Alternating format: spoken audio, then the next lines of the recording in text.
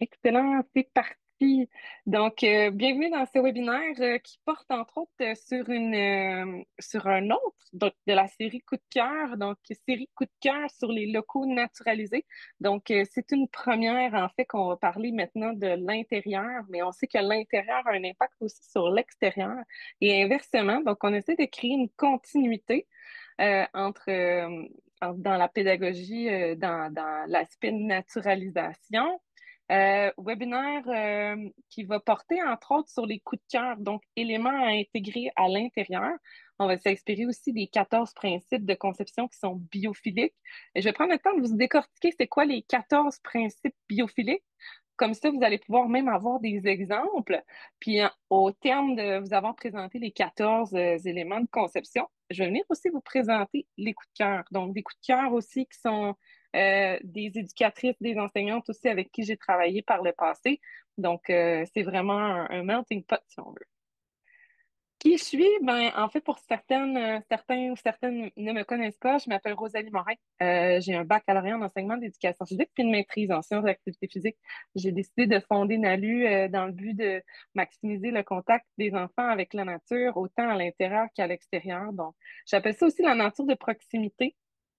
Donc, tout ce qui est à proximité des enfants, donc la cour extérieure surtout. On retrouve aussi du contenu sur YouTube, donc les webinaires sont disponibles en rediffusion. Sur LinkedIn, il y a aussi du contenu, mais également aussi sur Facebook où vous pouvez retrouver aussi des publications, donc du contenu que j'aime bien ou des fois même des articles de blog que vous allez pouvoir y retrouver. Pour aller dans le vif du sujet, c'est quoi le fameux design biophilique? Ça rapporte vraiment en termes, donc si on le décortique, bio, ça veut dire la vie. Puis si on parle de philie, on parle de qui aime. Donc si on les combine, ça fait qui aime la vie. Quand on parle de design biophilique, on parle vraiment d'une conception là, qui se rapproche ou qui imite même les conditions d'un environnement naturel. Comme on peut voir là, sur la photo, si à l'Université du British Columbia, donc se sont inspirés du principe biophilique, donc l'Université de la Colombie-Britannique, pour venir vraiment dans le design. Rendre l'aspect plus vivant, rendre l'aspect plus proche de l'extérieur, même avec les grandes fenêtres, les éléments, les matériaux qui rappellent la nature, les couleurs aussi, l'aspect vitré, on parle aussi de les reflets. Donc, c'est tous ces éléments-là qui font en sorte qu'on se rapproche de la nature. Donc, même si on a l'impression d'être à l'intérieur, on a l'impression d'être à l'extérieur. En fait, si on est à l'intérieur, on a l'impression d'être à l'extérieur. Voilà. Donc, c'est un peu ça le principe biophilique. C'est pas juste d'ajouter une plante. Donc, il y a vraiment ces éléments-là qui sont plus spécifiques. Donc, si on regarde plus spécifiquement, donc, là, voyons, j'ai de la misère avec mon écran. Donc, si on regarde plus spécifiquement, on parle principalement de, voyons, j'ai de la misère avec mon écran. Donc, quand on parle des principes biophiliques, la première chose, entre autres, c'est voir la nature. Donc, est-ce qu'on peut installer, entre autres, des grandes fenêtres? Est-ce qu'on a accès, est-ce que nos locaux ont accès à des grandes fenêtres qui donnent soit sur un jardin, soit sur un aspect qui est intéressant à l'extérieur, donc un jardin, des plantes.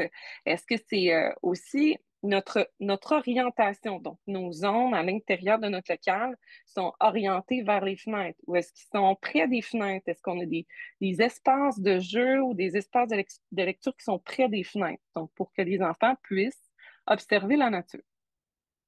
L'autre principe, c'est est-ce qu'ils peuvent sentir la nature autrement?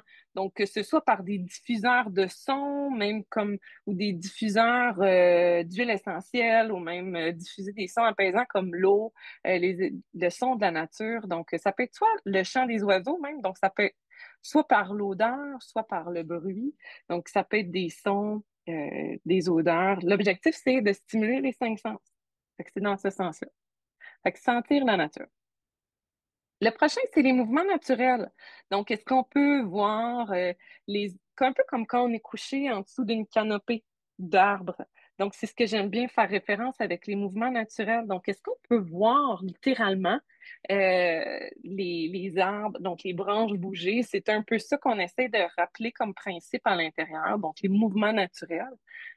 Par exemple, on pourrait entre autres accrocher des mobiles en bois. Ça, on le voit plus souvent, ou même des éléments naturels qui bougent doucement avec l'air. Ça peut être aussi des éléments qui qui peuvent être accrochés si vous avez une pôle à rideau. Quand le vent bouge, est-ce que c'est un carillon aussi? Donc, le mouvement naturel des choses. Est-ce que ça peut être des feuilles qui bougent ensemble? Donc, un mobile de feuilles, ça peut être intéressant aussi que quand on rentre, on entend ce bruit-là des feuilles. Ensuite de ça, vous allez retrouver de l'air frais ou même des températures variées. Qu'est-ce qu'on veut dire par là? C'est soit même que ce soit d'aérer tout simplement votre local pour que les enfants sentent l'air frais ou l'air chaud rentrer, que ce soit des stores, des rideaux pour laisser rentrer la lumière naturelle. Donc, ça fait un aspect thermique.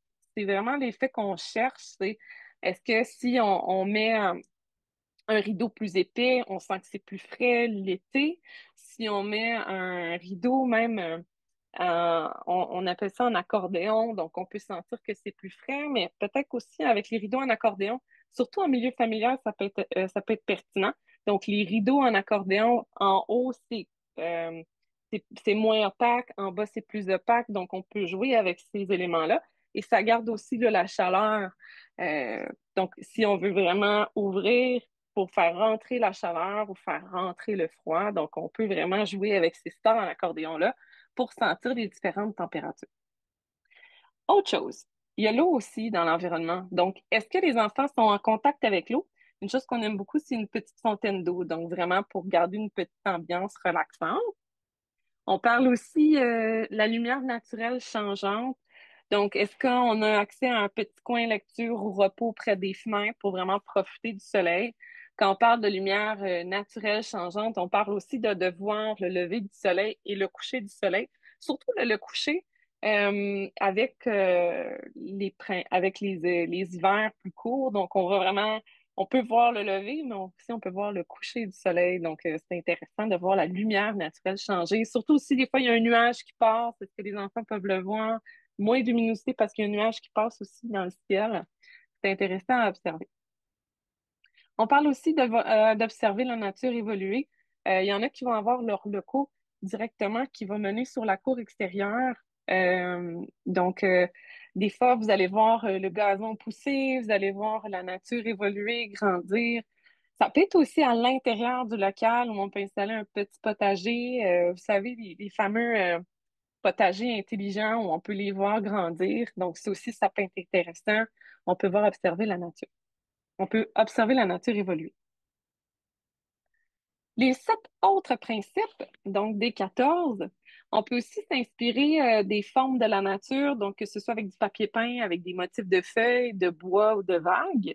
Ça aussi, ça peut être intéressant. Donc, ça peut être un mur accent.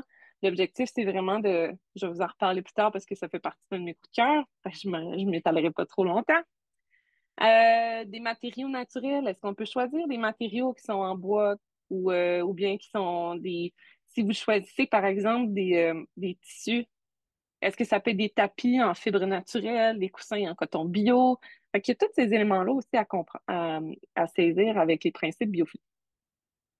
On parle aussi d'un équilibre entre simplicité et diversité. Donc, on peut parler différentes textures, on peut parler différents motifs, tout en gardant un espace harmonieux, apaisant. Donc, quand on parle de texture, on peut parler, par exemple, du lin, ou on peut parler aussi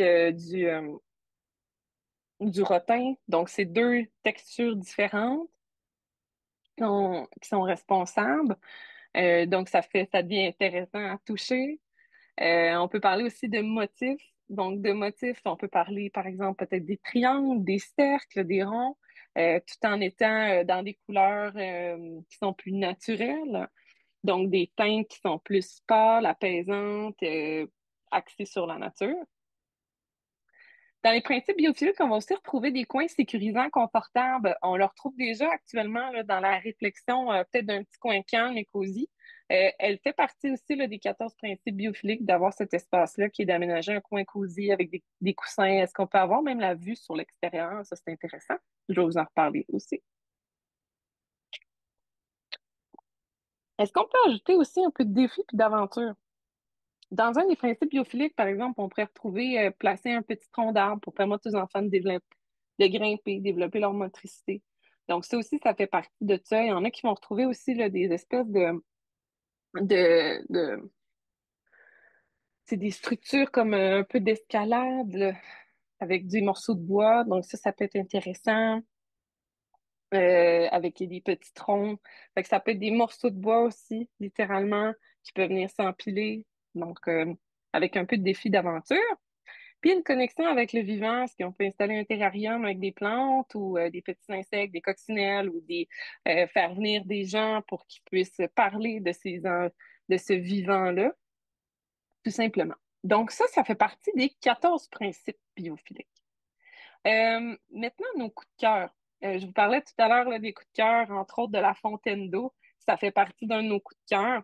Moi, j'ai entre autres une référence aussi étant jeune. Ma mère en avait acheté une et ça m'avait replongé là-dedans aussi. Je trouvais ça le fun. Quand les filles m'ont dit la fontaine d'eau, nous, on aime vraiment ça.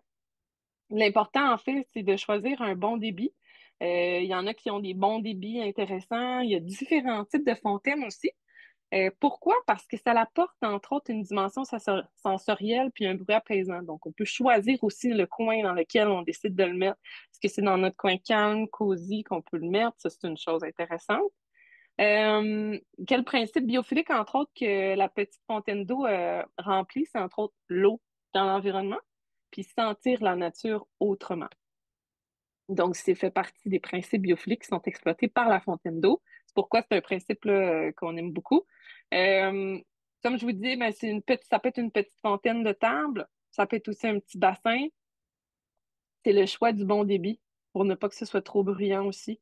Donc, c'est des choses aussi à réfléchir. Le prochain coup de cœur. Le prochain coup de cœur, c'est le fameux diffuseur d'huile essentielle. Il y en a qui vont faire oui, oui. Et pourquoi on l'aime beaucoup, là, c'est parce qu'on peut sentir la nature autrement.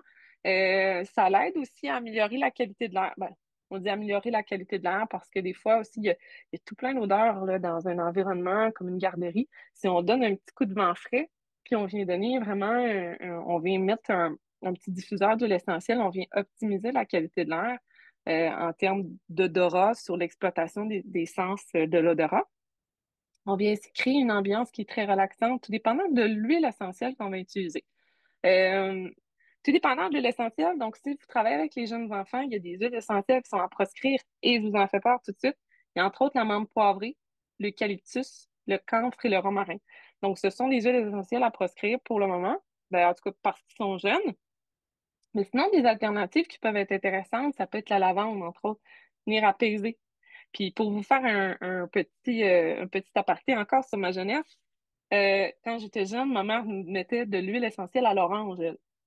Elle dit que ça donnait de l'énergie. Donc, elle faisait le ménage, puis elle mettait de l'huile essentielle à l'orange. Donc, ça donnait un petit kick au ménage familial. Donc, l'orange. Et puis, le bas de cèdre, qui peut rappeler les éléments de la nature. Donc, si vous faites une thématique sur le bois, si vous faites une lecture aussi, ça peut être intéressant pour rendre la lecture encore plus immersive. Donc, ce principe biophilique qui est exploité, c'est sentir la nature autrement. Le prochain, ben, je voulais pas vous le spoiler plus tôt, mais c'est le mobile naturel suspendu. Donc, c'est vraiment le principe biophilique qui est exploité, c'est les mouvements naturels. On le voit bien sur la photo ici, c'est la garderie nature à Chicoutimi. Ils l'ont bien exploité, donc ils l'ont accroché directement au plafond. Vous allez m'excuser, il faut que je...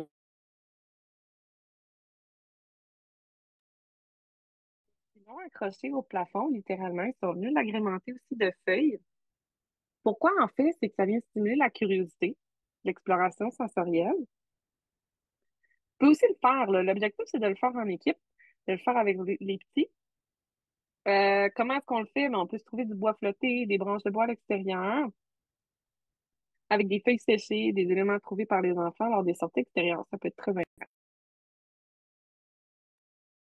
Donc, j'ai écrit une activité DIY, donc do it yourself, pardon. Donc, vous pouvez le faire avec les éléments de la nature. Vous m'excuserez, là,